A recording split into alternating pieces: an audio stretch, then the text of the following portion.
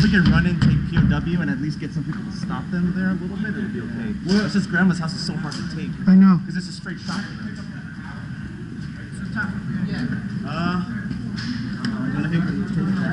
Yeah, take POW and try to get Kill House. We can try to beat them off from Kill House. So what you can do from Kill House, from the Suicide Alley, you could, if there's nobody looking, you can actually run in there and try to flank them.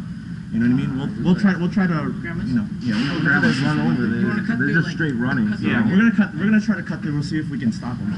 But if we can at least get Kill House and maybe POW. At least POW, you know what I mean? Because that was we can shoot them from there. Yeah, that's pretty. Yeah, okay. Jason, it happened. Ah, it's so bright!